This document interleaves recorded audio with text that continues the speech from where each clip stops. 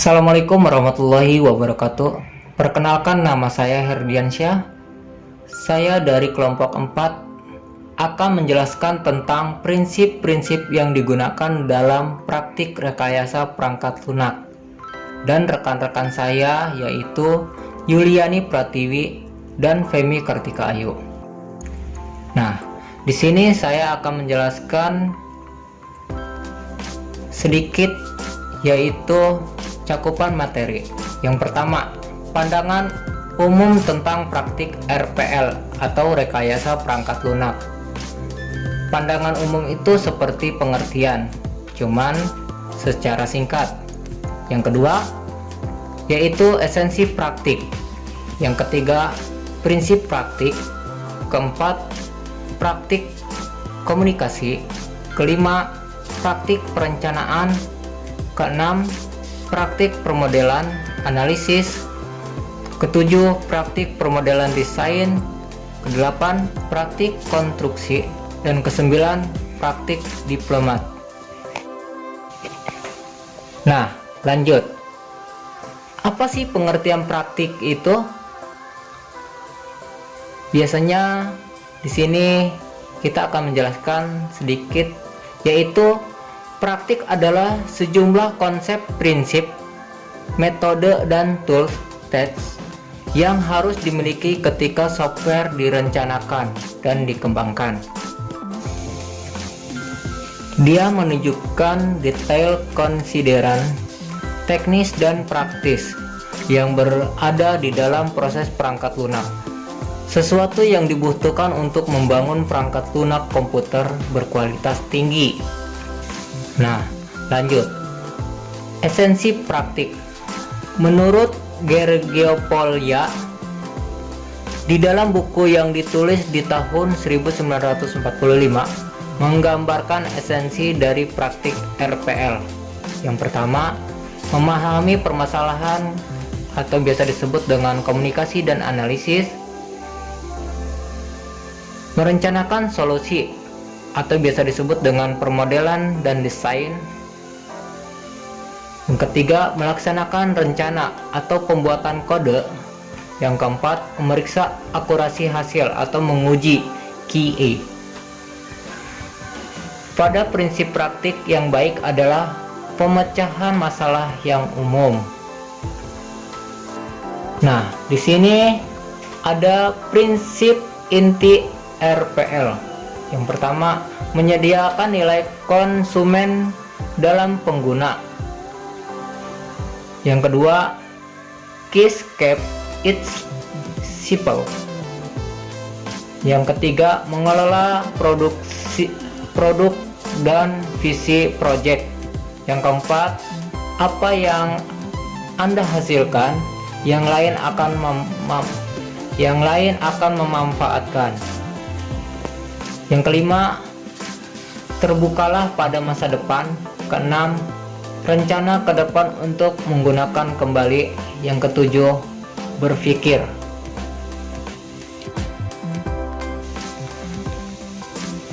Praktek-praktek RPL. Yang pertama, memahami bingkai kerja proses umum. Nah, di sini ada 5 macam. Yang pertama, komunikasi. Yang kedua, perencanaan. Yang ketiga, permodelan. Yang keempat, konstruksi. Dan yang kelima, diplomat. Nah, komunikasi ini paling penting. Contohnya seperti satu konsumen dan satu user gitu kan. Nah, ini saling menghubungi atau saling berkomunikasi. Pak, maaf, contohnya ya. Pak, maaf, Bapak mau bikin aplikasi seperti apa ya? Nah, nanti si konsumen ini akan bilang, saya akan membuat aplikasi seperti ini. Contohnya kayak gini, penjualan misalkan ya. Contohnya misalkan penjualan. Oh, ya udah Pak, saya akan merancang terlebih dahulu. Nanti setelah sudah dirancang, nah baru diselesaikan tuh. Seperti ini Pak rancangan saya.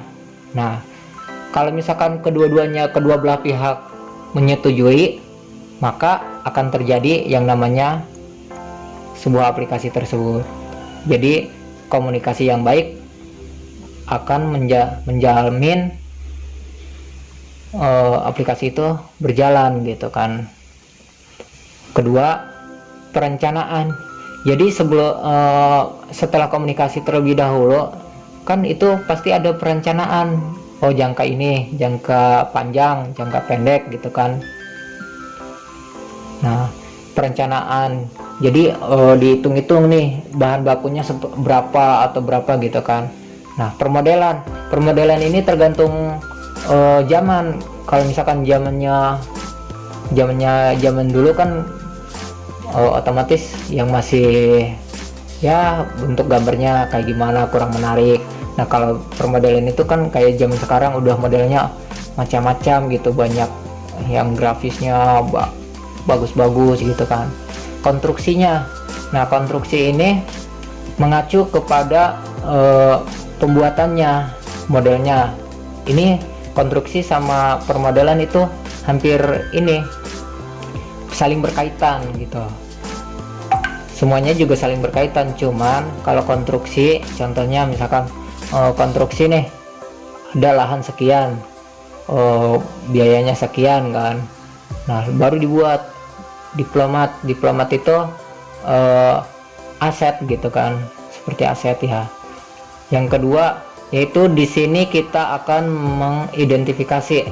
Nah, sebelum pembuatan sebuah aplikasi atau sebuah perencanaan tersebut, mengidentifikasi terlebih dahulu seperti prinsip-prinsipnya, bagaimana mulai praktek, sekelompok tugas yang bisa diperpendek, yang tadinya jangkanya ini pasti jangkanya panjang nih waktunya, bisa nggak misalkan dipercepat. Nah, bisa itu. Jadi kalau misalkan contoh pembangunan ini, pembangunan gedung ini biasanya sampai 2 tahun Pak. Nah, si konsumen ini bisa nggak 1 tahun Pak? Oh, bisa saja Pak, tergantung dari kesanggupan Bapak untuk membayar yang namanya karyawan. Nah, seperti itu. Contohnya misalkan karyawannya biasanya 10.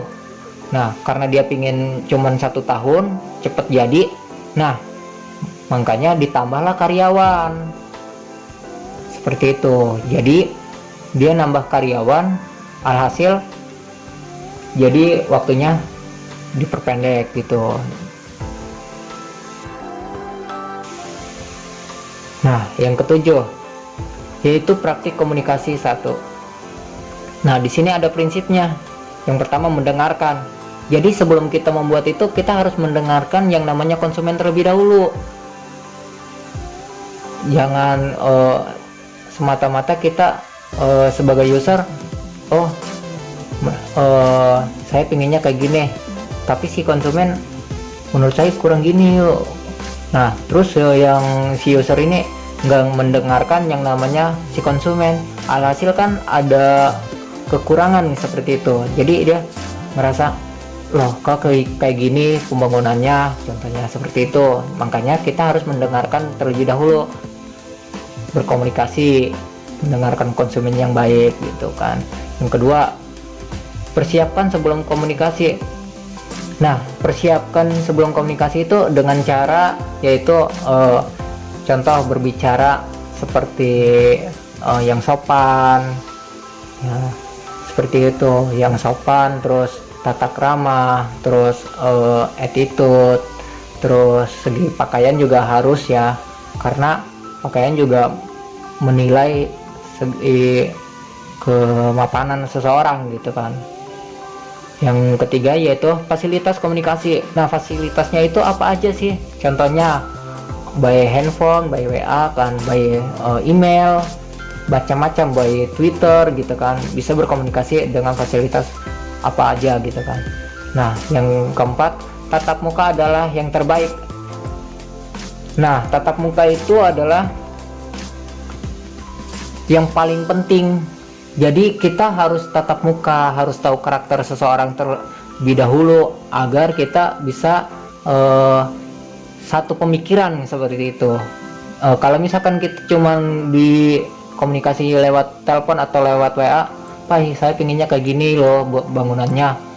Oh, alhasil yang dibuat misalkan tidak sesuai gitu kan.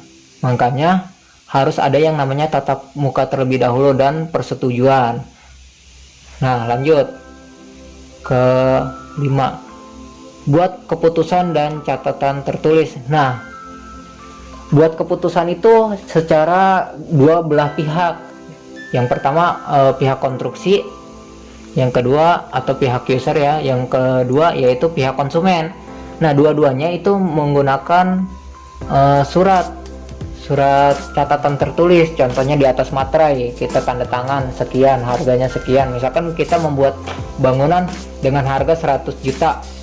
Nah, si konsumen ini setuju tidak gitu kan. Kalau misalkan setuju ya tanda tangan, kalau tidak ya dirubah gitu kan. Ini dua catatan ini atau keputusan ini harus dua belah pihak, tidak bisa dengan satu pihak gitu. Kalau misalkan satu pihak berarti tidak sah, seperti itu ya. Nah, kolaborasi dengan konsumen ya, yang keenam, kolaborasi dengan konsumen. Jadi kalau kolaborasi itu harus saling gitu kan, harus, contohnya misalkan ke PT ini kita kerjasama dengan PT ini. Nah, jadi kita punya saham, punya uang misalkan 50 juta, yang ini 50 juta. Nah, membuat satu perusahaan nih. Nah, itu yang disebut dengan kolaborasi dengan konsumen. Kita misalkan penghasilan bagi 2 atau bagi 3 gitu kan. Itu seperti itu kolaborasi. Tetap fokus. Jadi dengan tetap fokus itu dengan satu tujuan aja gitu, nggak usah. Contohnya misalkan buat satu produk yang ini, terus yang satunya yang pingin ini loh, pingin baru lagi. Nah, sebenarnya itu akan membuat kegagalan dalam suatu produk tersebut. Nah, lebih baik kita fokus dalam satu produk dulu ya. Jadi satu produk ini kita fokus gitu dengan mengembangkan dengan penghasilan seperti ini. Lama-lama kan meningkat. Nah, setelah banyak konsumennya baru kita membuat yang lain, produksi lain. Nah, lanjut, buat gambar ketika ada sesuatu yang tidak jelas. Nah, buat gambar ketika ada sesuatu yang tidak jelas, jadi kita nggak mungkin kan menunjukkan sesuatu cuman dari hayalan gitu, cuman dari omongan. Nah, kita harus ada yang namanya gambaran. Contoh pakai infocus ini, contoh gambarnya misalkan satu konsumen ini rumah gitu kan. Nah, rumah ini digambarkan nih, biasanya pakai AutoCAD kan, digambar. Nah, desainnya seperti ini, oke tidak gitu kan, jadi diperjelas lagi gitu. Lanjut, terus bergerak. Jadi jangan tetap di situ-situ aja, kita harus bergerak. Nah, kalau misalkan kita bergerak, otomatis ada peluang lebih tinggi gitu. Yang selanjutnya, negosiasi sukses ketika dua belah pihak menang. Nah, negosiasi ini paling penting karena negosiasi masalah, contohnya masalah harga, masalah apa aja gitu. Kalau misalkan contohnya negosiasi masalah harga terlebih dahulu, Pak, saya pinginnya 150 juta dengan produk ini. Tapi saya ada dananya 100 juta, bisa tidak? Oh, bisa saja Pak, tapi nanti ketika ini ketika penghasilan bayar yang namanya seperti tunggakan gitu kan. Berarti ada yang namanya negosiasi.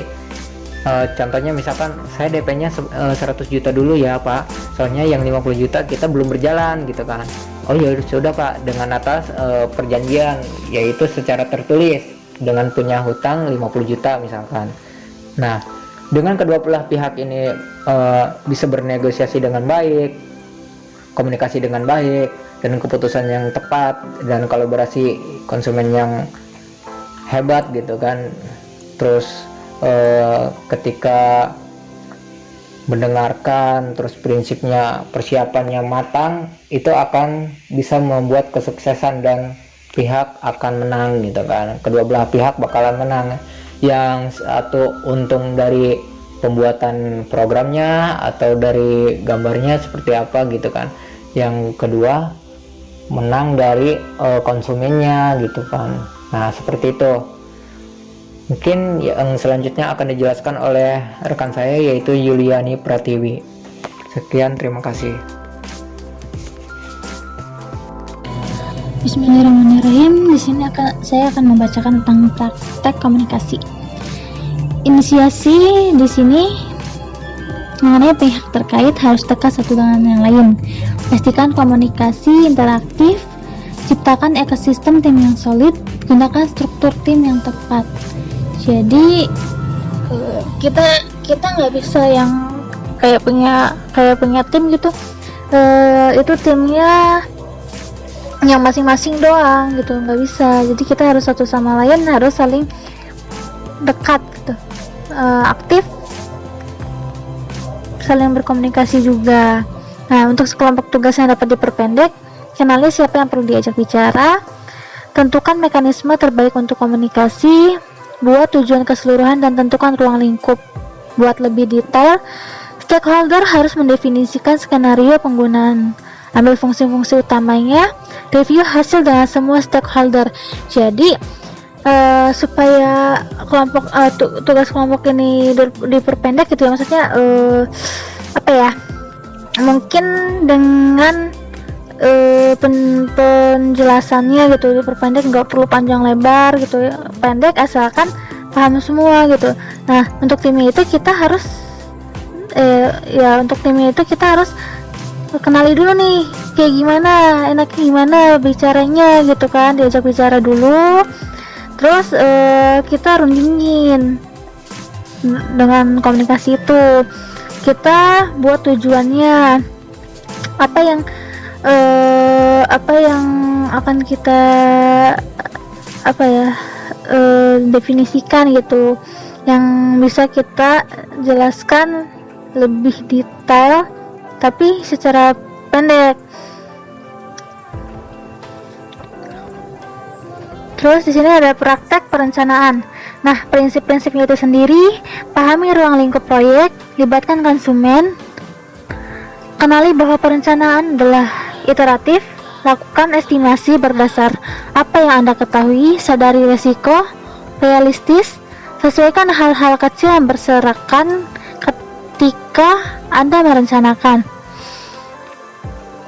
Tentukan bagaimana kualitas dapat digapai, tentukan bagaimana Anda dapat mengakomodasi perubahan, lacak apa yang telah Anda rencanakan.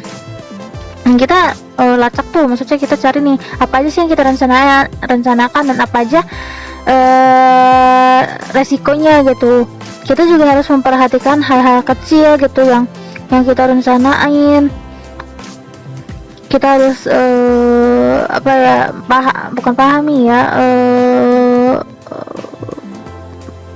disebutnya, memperhatikan kualitasnya.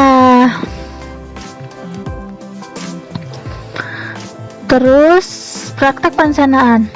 Inisiasi, berikan pertanyaan-pertanyaan mengapa sistem mulai dikembangkan, apa yang akan dikerjakan, kapan itu akan selesai, siapa yang akan bertanggung jawab, di mana mereka ditempatkan, bagaimana tugas diselesaikan, baik secara teknis maupun manajerial, berapa banyak untuk masing-masing sumber dayanya. Kita kan punya perencanaan gitu. Nah, ketika kita punya perencanaan, kita harus memperhatikan dong alasan kita mengembangkan suatu sistem atau sebuah sistem, dan apa sih yang mesti kita kerjain dulu gitu. Kapan jatah waktunya itu kapan selesainya.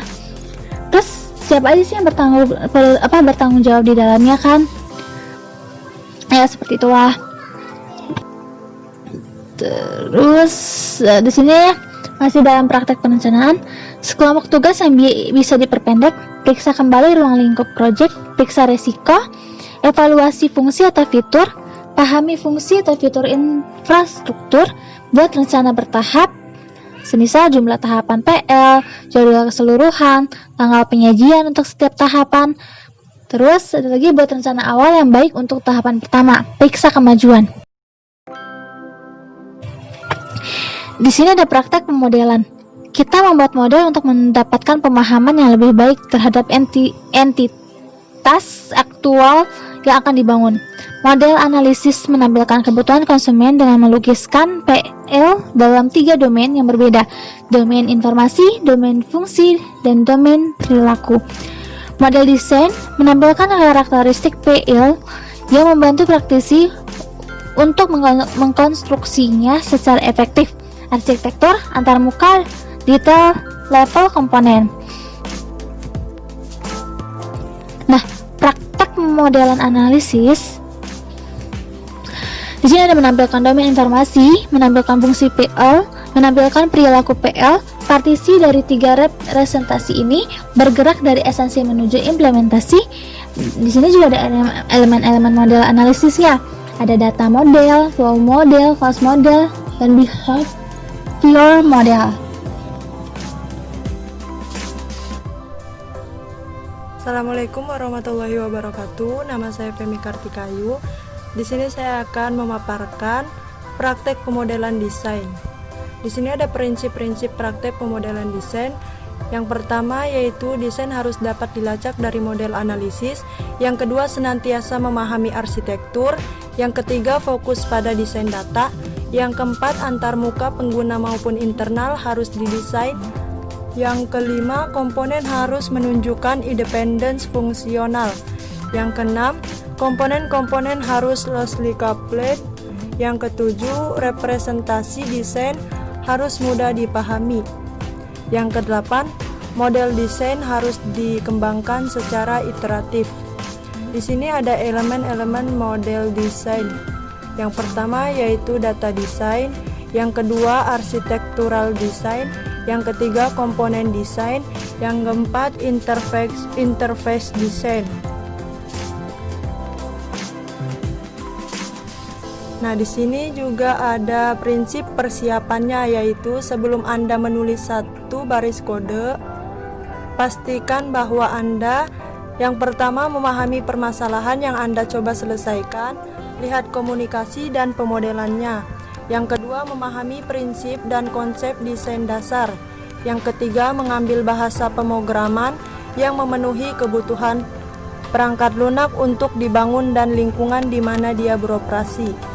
Yang keempat, pilih lingkungan pemrograman yang menyediakan tool untuk memudahkan pekerjaan Anda. Yang kelima, buat sejumlah tes unit yang akan dilakukan ketika kode komponen sudah lengkap. Di sini juga ada prinsip-prinsip coding, yaitu ketika mulai menulis program, pastikan Anda yang pertama batasi algoritma Anda dengan mengikuti ketentuan pemrograman terstruktur. Yang kedua, pilih struktur data yang memenuhi kebutuhan desain. Yang ketiga, pahami arsitektur perangkat lunak dan buat antarmuka yang konsisten dengannya. Yang keempat, jaga logika kondisional sesederhana mungkin. Yang kelima, buat perulangan bersarang dengan cara yang membuatnya mudah untuk diuji. Yang keenam, pilih nama-nama variabel yang bermakna dan ikuti standar lokal yang lain. Yang ketujuh, tulislah kode yang self-documenting. Yang kedelapan, buatlah layout visual indent baris kosong yang mempengaruhi pemahaman. Di sini juga ada prinsip-prinsip validasinya, yaitu setelah Anda melengkapi kode pertama Anda, pastikan Anda melakukan pelacakan kode ketika dimungkinkan, melakukan tes unit dan memperbaiki kesalahan yang Anda temukan. Yang ketiga, refaktor kode program. Nah, di sini juga ada prinsip-prinsip pengujian. Yang pertama, semua tes harus bisa dilacak dari rekrutmen. Yang kedua, pengujian harus bisa direncanakan. Yang ketiga, menggunakan prinsip Pareto. Yang keempat, pengujian mulai dari kecil dan bergerak ke besar. Yang kelima, pengujian yang melelahkan tidak mungkin. Di sini juga ada praktek deployment. Prinsip-prinsip praktek deployment yaitu yang pertama, kelola harapan pengguna pada setiap tahap. Yang kedua, paket penyajian lengkap harus disusun terpadu dan teruji. Yang ketiga, tim pendukung harus disediakan. Yang keempat, materi pelatihan harus disediakan pada pengguna akhir. Yang kelima, perangkat lunak yang bagi diperbaiki dulu baru disajikan. Cukup sekian dari saya. Assalamualaikum warahmatullahi wabarakatuh.